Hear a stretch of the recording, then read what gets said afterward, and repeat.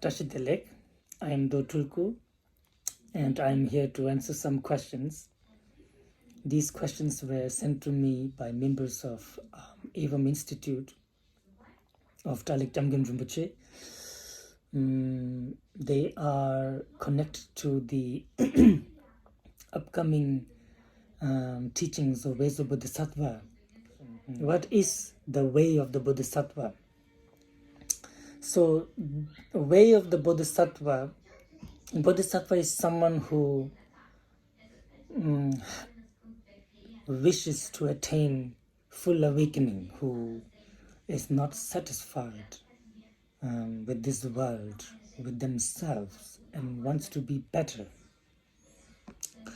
and knows that they can be better, and is hopeful, is inspired, is courageous, despite all of their shortcomings.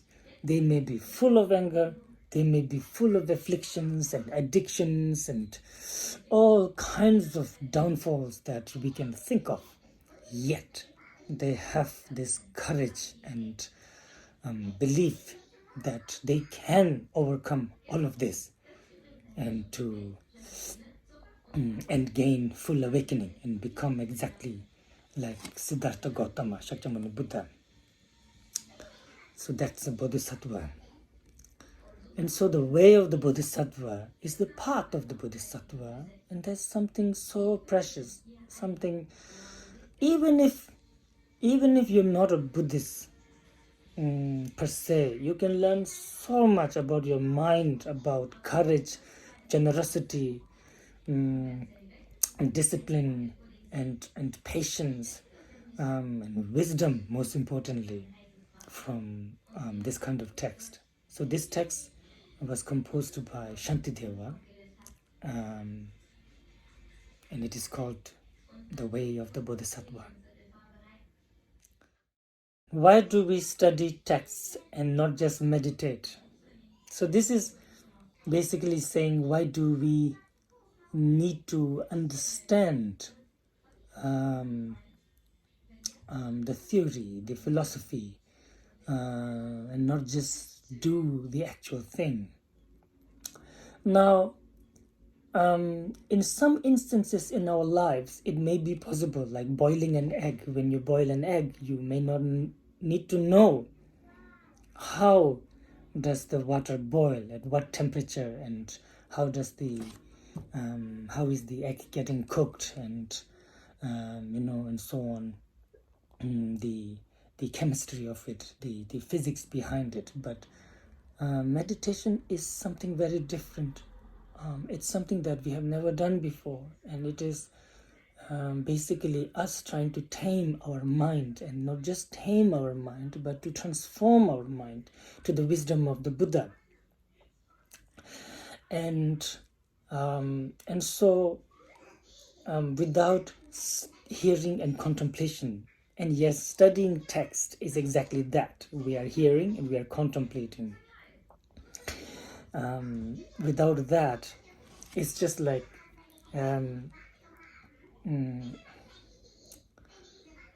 it is basically ignoring the wisdom behind the act of meditation. And anyway, to meditate is to get used to Dharma, is to get used to the path. And without knowing what is the path, what is mind, what are the workings of mind and our emotions, and it's just not possible to be able to meditate. Just sitting and breathing and trying not to think, it's not necessarily meditation.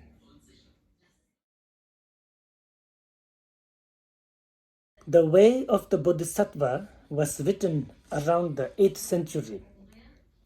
How do we interpret such an old text? Has anything changed? Particularly aspects that may appear to be in contrast with current cultural norms, that is, verse 21. Okay, so I have the verse 21 here that says, If this is how I act and live, then even in the midst of evil folk,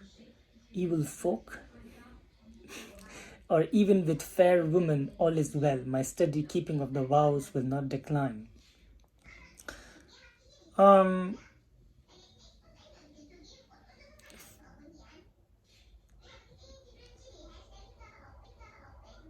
It is an old text. And in terms of the external world, so much have changed. That's true.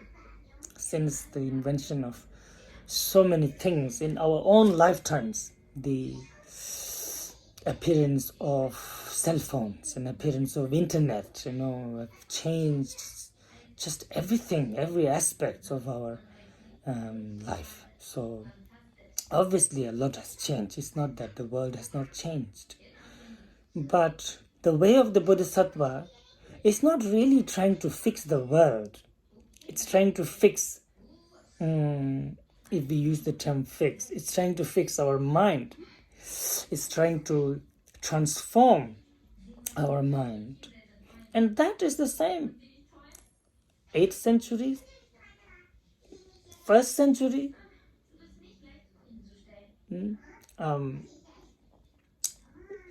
thousands of years before Christ, it doesn't matter. Our human emotions, our afflictions, our joy, our will, our wish, suffering and relations, attachments, as always, we've always had those, and we will always have them. So as long as we have these, this text is extremely useful. Now, obviously, this text was taught to 10,000 monks, and then there are going to be a lot of things that are directly related to a monk's way of living. But that doesn't mean that you cannot learn from this. Matter of fact, most teachings of the Buddha himself were taught to monks and nuns. And if you would go through the sutras, there would be parts of the sutras that are very particular to them.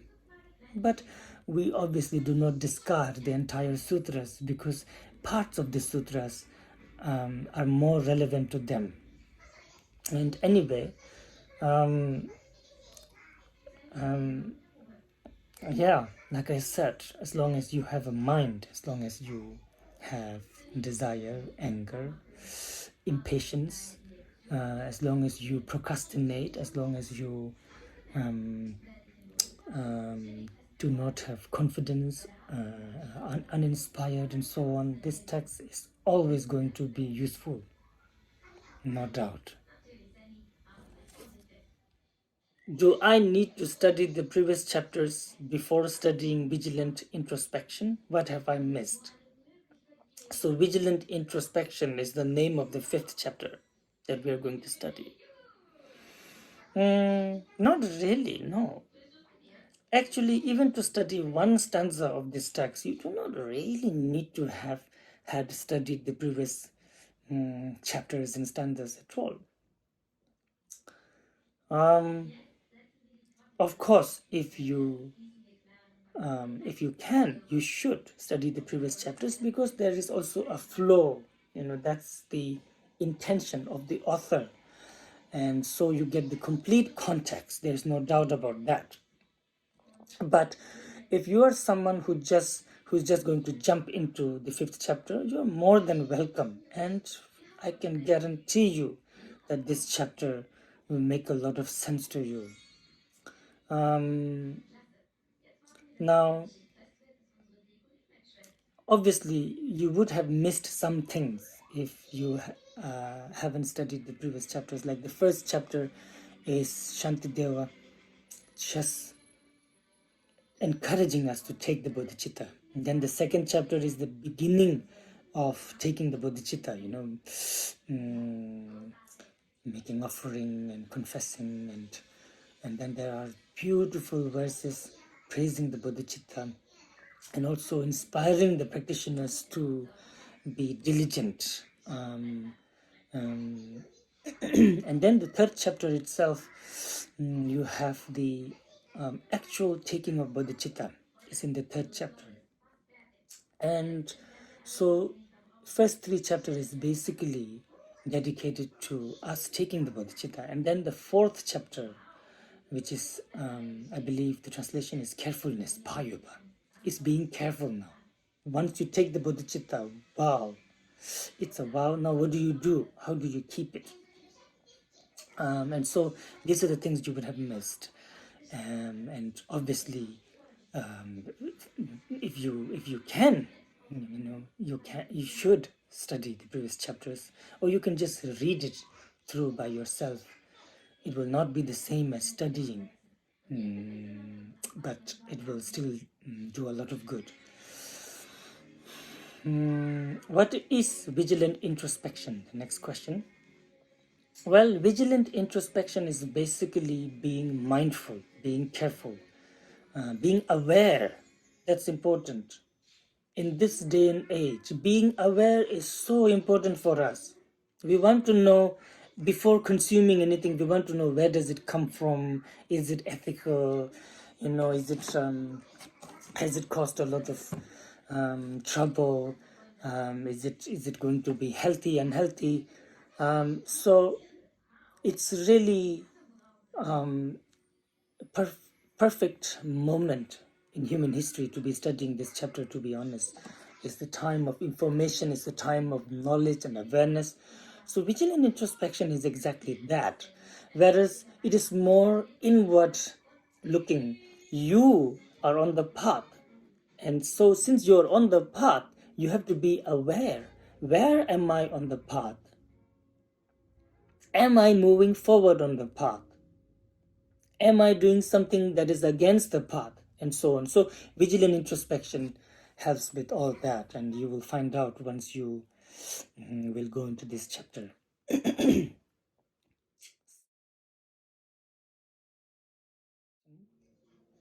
Modern day or not, being aware is the key of avoiding suffering. That is why for Buddha Shakyamuni, the main suffering or the main cause of the suffering is ignorance, unawareness, not knowing what causes what and how to deal with those things, how to make sure never to suffer again, how to make sure that the happiness do not diminish, and so on. So not knowing is the cause of all suffering, according to Shakyamuni Gautama. So obviously, being vigilant is knowing, is being aware. It's always relevant. Then the next question, how can we practically apply vigilant introspection and how might we benefit? Well, those answers, are given in the text itself, in the chapter itself. So I do not think that we need to go through them right now. And if you're someone who has already been watching or listening up until here, might as well join the program now. It's only 4 sessions per year. This year, again, only 4 sessions. It's already given in the text, and there are so many myriad ways. Basically, what you're saying is, how do I be on the path? How do I be aware? How do I not fall into ignorance and mistakes and downfalls? How do I become Buddha? How do I go towards wisdom? How do I meditate? How do I be generous? How can I keep discipline? How can I be patient, tolerant, kind, compassionate? That's what you're saying when you're asking the practical application of vigilant introspection, because that's what it is. It's an entire path. It's the entire path, vigilant introspection. Without vigilant introspection, you could meditate, you could study, hear, contemplate. No matter what you do, it will not be enough to take us to Buddhahood, because awareness, the most important ingredient of omniscience, will be missing. So yes, we would like to invite you to come study this wonderful text chapter with us. Sorry, there's a rock concert going on nearby my apartment, so it's quite loud. Yeah, that's all I have. See you in the sessions.